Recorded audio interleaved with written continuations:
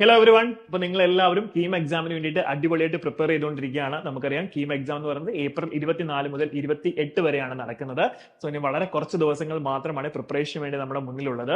April 10 തീയതി മുതൽ admit card release ചെയ്യുന്നതാണ് CE അറിയിച്ചിരിക്കുന്നത്. അതുപോലെ തന്നെ ഇപ്പൊ കറക്ഷൻ വിൻഡോ ഓപ്പൺ ആയിട്ടുണ്ട്. അത് നിങ്ങൾ അറിഞ്ഞു കാണുമായിരിക്കും. അപ്പൊ എത്രയും പെട്ടെന്ന് കറക്ഷൻ ഒക്കെ നിങ്ങൾ ചെയ്യുക. സോ ഇന്ന് നമ്മൾ നോക്കുന്നത് മാത്സിലെ ചാപ്റ്റർ വെയിറ്റേജിനെ പറ്റിയാണ്. നിങ്ങൾ എല്ലാവരും ക്ലാസ് എടുക്കുന്ന സമയത്ത് ചോദിക്കാറുണ്ട്, സോ മാത്സിലെ ഏതൊക്കെ ചാപ്റ്റേഴ്സ് ആണ് ഇമ്പോർട്ടന്റ് ആയിട്ട് പഠിക്കാനുള്ളത്, +1 ആണോ കൂടുതൽ ചാപ്റ്റേഴ്സ്, +2 കൂടുതൽ ചാപ്റ്റേഴ്സ്, ഇങ്ങനെ ഒരുപാട് ഡൗട്ടുകൾ ചോദിക്കുന്നുണ്ട്. സോ അതിനൊരു ഉത്തരമായിട്ടാണ് ഞാൻ വന്നിട്ടുള്ളത്. നമുക്കറിയാം നമ്മുടെ കീം എക്സാമിന്റെ പാറ്റേൺ എന്ന് പറയുന്നത് ഫിസിക്സിന് 45 ചോദ്യങ്ങൾ, കെമിസ്ട്രിക്ക് 30 ചോദ്യങ്ങൾ, മാത്സിന് 75 ചോദ്യങ്ങളാണ്. 3 മണിക്കൂറാണ് നമ്മുടെ എക്സാം. അപ്പൊ ഈ 75 ചോദ്യങ്ങൾ നമ്മൾ ചെയ്യണം എന്നുണ്ടെങ്കിൽ അതുപോലെ നമ്മൾ പ്രാക്ടീസ് ചെയ്യണം. ഓരോ ക്വസ്റ്റ്യൻസ് കാണുമ്പോഴും അത് എങ്ങനെ ചെയ്യണം എന്നുള്ള ഒരു ഐഡിയ നമുക്ക് ഉണ്ടാകുകയും വേണം അല്ലെ. അപ്പൊ ആദ്യം തന്നെ നമുക്ക് ഏതൊക്കെ ചാപ്റ്ററിലാണ് കൂടുതൽ ചോദ്യങ്ങൾ ചോദിക്കുന്നതെന്ന് നമുക്ക് നോക്കാം. സോ നിങ്ങൾക്ക് ഒരു ഡൗട്ട് ഉണ്ടാവും, +1 നിന്നാണോ +2 നിന്നാണോ ഏറ്റവും കൂടുതൽ ചോദ്യങ്ങൾ ചോദിക്കുന്നതെന്ന്. രണ്ടിൽ നിന്നും 50-50% വെച്ച് എന്ത് ചെയ്യുന്നുണ്ട്, ക്വസ്റ്റ്യൻസ് ചോദിക്കുന്നുണ്ട്. സോ അതുകൊണ്ട് നിങ്ങൾക്ക് +1 സ്കിപ്പ് ചെയ്യാൻ പറ്റത്തില്ല, +2 സ്കിപ്പ് ചെയ്യാൻ പറ്റത്തില്ല. അങ്ങനെ സ്കിപ്പ് ചെയ്തിട്ടുണ്ടെങ്കിൽ നിങ്ങൾക്ക് മാത്സിന് ഇനഫ് സ്കോർ കിട്ടത്തില്ല. സോ രണ്ട് +1 +2 നിങ്ങൾ അതുപോലെ ഫോക്കസ് ചെയ്താൽ മാത്രമേ നിങ്ങൾക്ക് എന്ത് ചെയ്യാൻ പറ്റുള്ളൂ, നിങ്ങൾക്ക് നല്ലൊരു സ്കോർ കിട്ടുള്ളൂ. സോ അതും പ്രത്യേകിച്ചാണ് ഓർത്തു വയ്ക്കുക കേട്ടോ. അപ്പൊ നമ്മുടെ സിലബസ് 2023 എന്ത് ചെയ്തിട്ടുണ്ട്, അപ്ഡേറ്റ് ചെയ്തിട്ടുണ്ട്. സോ അപ്ഡേറ്റഡ് സിലബസ് പ്രകാരം ഉള്ള ടോപ്പിക്കുകൾ വെച്ചിട്ടാണ് നമ്മളിപ്പോൾ ഈ ചാപ്റ്റർ വെയിറ്റേജ് പറഞ്ഞിട്ടുള്ളത്.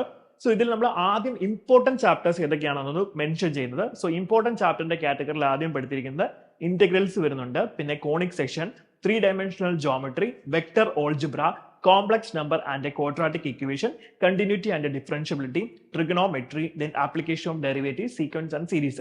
ഇത്രയും വളരെ ഇമ്പോർട്ടന്റ് ആയിട്ടുള്ള ചാപ്റ്റേഴ്സ് ആണ്. ഇനി ചാപ്റ്റർ എല്ലാം അറിഞ്ഞു കഴിഞ്ഞു. ഇനി ഓരോ ചാപ്റ്ററിൽ നിന്നും എത്ര ക്വസ്റ്റ്യൻസ് വെച്ചിട്ട് ചോദിക്കുന്നത് നമുക്ക് എന്ത് ചെയ്യാം ഒന്ന് നോക്കാം. സോ അതിൽ നമുക്ക് എന്ത് ചെയ്യാം, ഫസ്റ്റ് കേസ് ഞാൻ പറയുകയാണ്. ഇത് നമ്മുടെ ലാസ്റ്റ് ഒരു 4 ഇയേഴ്സിലെ ഒരു അനാലിസിസ് വെച്ചിട്ടാണ് ഇപ്പൊ ഈ ഡേറ്റ നമ്മൾ പറയുന്നത് കേട്ടോ. ഓക്കെ, അപ്പൊ സെറ്റ്സ്, റിലേഷൻസ് ആൻഡ് ഫംഗ്ഷൻസ് എന്ന് പറഞ്ഞ ചാപ്റ്ററിൽ നിന്ന് ഒരു 6 മുതൽ 9 വരെ ചോദ്യങ്ങളാണ് ചോദിച്ചിട്ടുള്ളത്.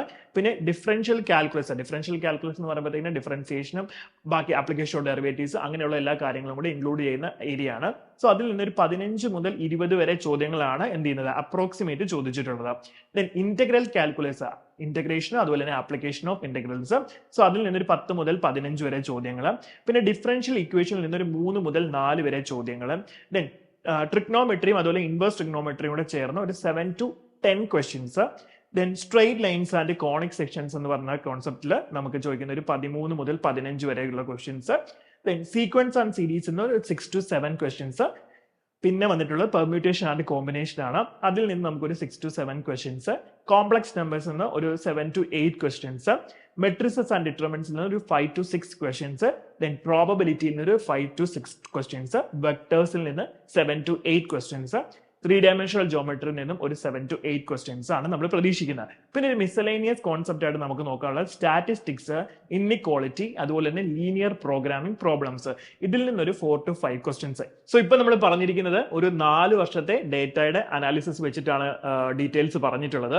സോ ഇത് നിങ്ങൾ നോക്കിയതിന് ശേഷം ഇതിനകത്ത് ഏറ്റവും കൂടുതൽ ക്വസ്റ്റ്യൻസ് ചോദിച്ചിട്ടുള്ള ചാപ്റ്റേഴ്സിന് കൂടുതൽ ഇമ്പോർട്ടൻസ് കൊടുത്തിട്ട് നിങ്ങൾ എന്ത് ചെയ്യുക, പ്രോബ്ലംസ് ആ ചാപ്റ്റേഴ്സിൽ നിന്ന് പ്രാക്ടീസ് ചെയ്യുക. സോ നിങ്ങൾക്ക് ഈസി ആയിട്ട് തന്നെ കീം ക്രാക്ക് ചെയ്യാനായിട്ട് സാധിക്കുന്നതാണ്.